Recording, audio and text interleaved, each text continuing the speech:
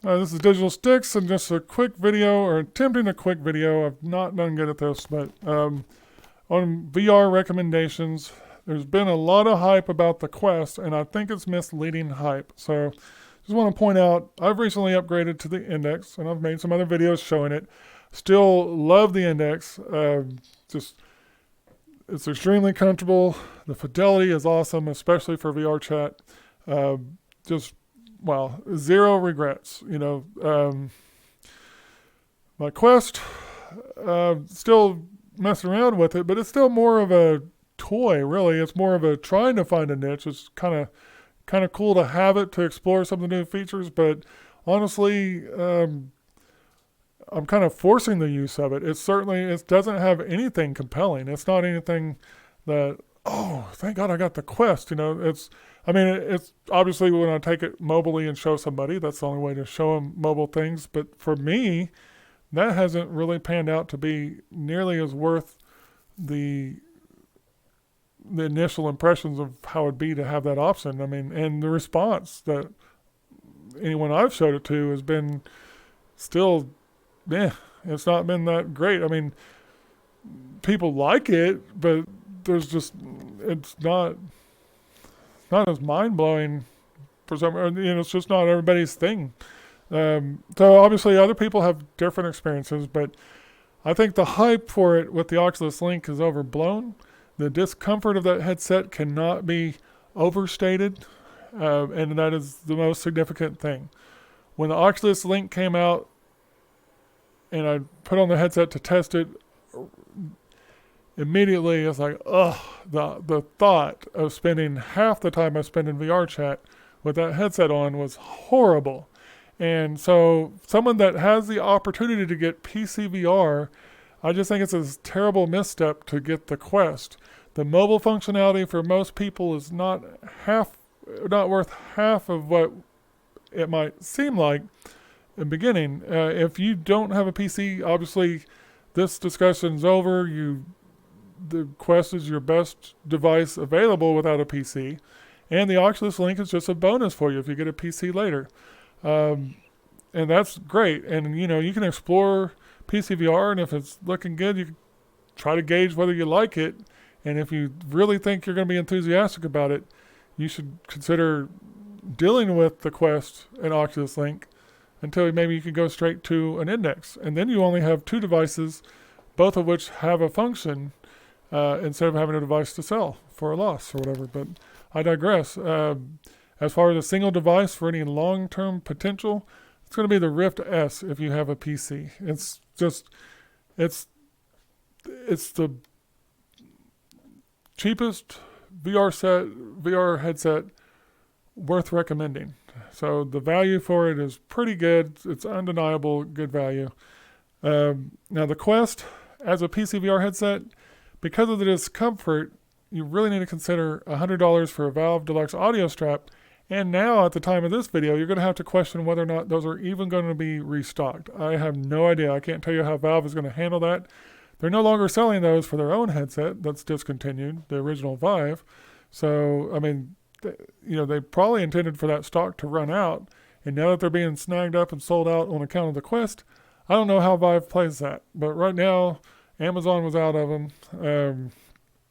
So there's not really a good solid alternative to that. So keep that in mind too. You may not even have the most popular option of making the Quest comfortable available anymore. But also you need a link cable. And people are finding ways to test it out right now in beta, and some of these ways are fairly inexpensive, but a lot of them involve cables that stick straight out. And ultimately, none of the cables seem to compare to the specs that Oculus is going to have for their official cable. That cable is going to be $80. I don't know if a third party can make a comparable cable for much less. As it stands, I'm not aware of any being announced, and I would say if you're planning to really be satisfied with your PCVR experience on a Quest, that cable is almost as a must-have. So that's why I say essentially at $180, consider the Quest to be a $580 device versus a Rift S, which is going to be comfortable, out of the box, ready to use solidly for your purchase price of $400, possibly only $350 on Black Friday sale. So, again, Index, top of the line VR, no question about it. Nothing compares to it. It's just no question. If you want the best, if you want to maximize your VR experience, if you've already had VR through a Vive or a CV1 for a while, the Index is your only true upgrade out there. And that said, if you have the Vive, of course, you can step up first to the Index controllers, and that's going to be a great enhancement. If you already have a Vive and you play VR chat, if you don't have trackers, I would get trackers before I got the Index controllers if your wands are working. I'm telling you, the full body tracking is better than finger tracking if you have to choose, but you can then later get your you can get the Index controllers, but I'd have full body tracking first if you have a Vive, and then you get the Index controllers. And I don't know if you want to upgrade to the Index headset after you have the Index controllers if VR chat's your game. I'm not, it's just that's going to be a personal preference. The Index is clearly better fidelity-wise, comfort-wise, all of that. But is it $500 better at that point when you have all the other accessories for VR chat? You have to make that call. Basically, my experience, especially with VR chat, anything that sounds compelling and that really, that you can't just simply dismiss and move on, but it kind of comes back as sounding compelling. From my experience, anything that's sounded like that has ended up being worth the money. So that is really my recommendation for anybody that has a headset already in PC VR that they enjoy. If any of the fidelity of the Index has got your attention pretty solidly and you're really seriously debating it, I can almost guarantee that you're going to be satisfied with the Index when you get it, because it's a complete package, and even things that don't have your attention are going to add to the value of the things that do. So it's a good fidelity enhancement. But it's not for everybody. Not everybody becomes a VR enthusiast. I'm really kind of surprised by that. For me, it was mind-blowing. Loved it from the beginning. Really enjoyed checking stuff out. I'm really surprised at how many people are completely disinterested in the current experiences. I think, but a lot of that seems to come to people that are already heavily into PC gaming, so they're used to AAA titles and competitive gaming and whatnot in a frame of reference that's not really fully in part of VR yet.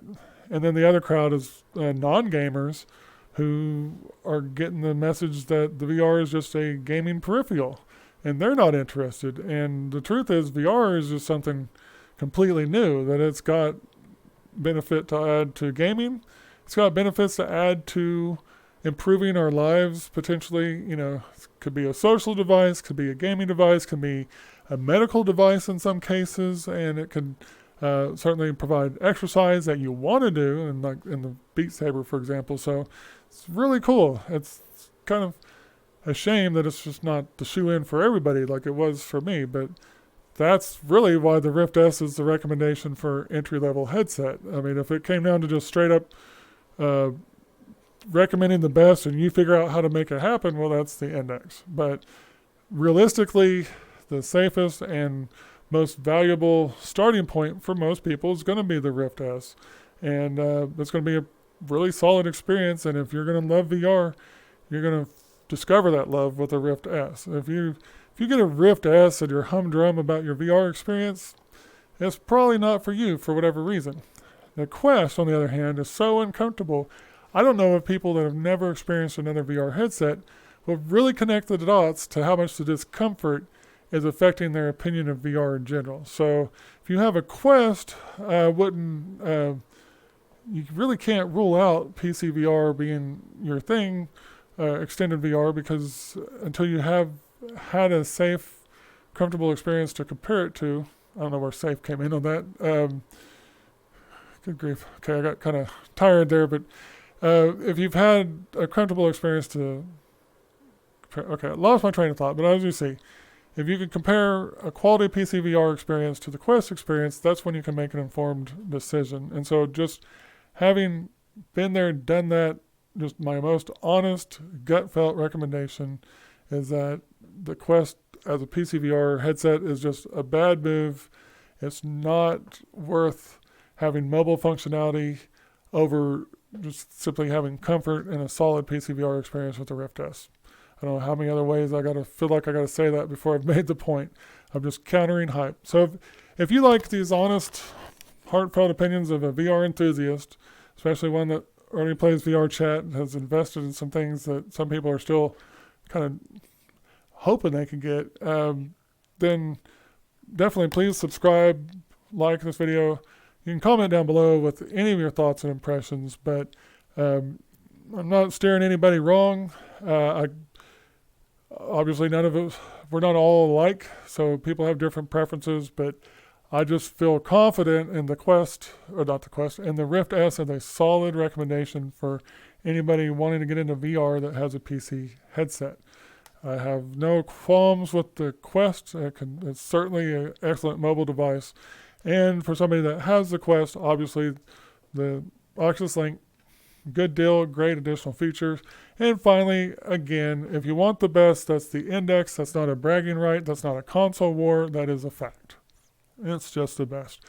People will complain about God rays. They are not a problem in game. This world is pretty darn high contrast. No God rays, okay? Sometimes on a loading screen, like for the Void Club, the loading screen, I'll see them. But for some reason, the same contrast once the world is loaded, it's gone. So I don't know how that shapes out that way, but that's the case. I haven't watched any movies on it or anything like that, so I don't know. I don't know if there's any other places where it's a trouble spot, but for the most part, it's a non-issue. It's really good fidelity. So I just absolutely love this Index. So I could recommend that wholeheartedly. I could have said the same thing about my CV1 up until it was no longer a new headset option. In fact, I'd had a second CV1 that was pretty much brand new at the time the Rift S was announced, and I actually sold that to put the money towards the Quest to kind of branch out a little bit. And I don't regret selling that because I don't really need two now, but I wholeheartily recommended that to my friend, not just because it was mine, but it's like, I was really on the fence about the Rift S, and I still think, that's a better deal for him to have an opportunity to buy a CV1 brand new for less money than the Rift S and have quality audio. Once I don't know if I thought to make sure he knew to get wall mounts for the sensors, but hopefully he did that, and he should be pretty happy with it. So I digress. That's all I've got for now. More than I meant to share, but hopefully this helps somebody. Again, I just think the Quest as a Rift S killer is hype that is misguided.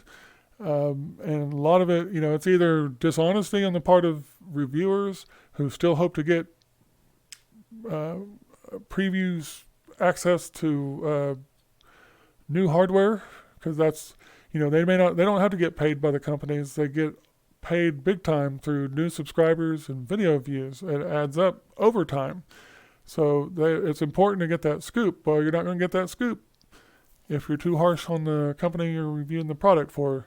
They're pretty mild about all the products. You can watch all those reviews, and there's no clear winner, which is convenient for them. So I don't have that problem. And in addition to those, there's people that are super excited about the Quest, but it's their first VR headset they've ever had. They're super excited about Oculus Link, but it's the first time they've had access to PCVR. And I'm just telling you, by being experienced in both worlds, I think that hype is misguided. So good luck with your VR. Hope you enjoy the purchase that you do settle for. And may everybody become as enthusiastic as myself. So take care. I'm out.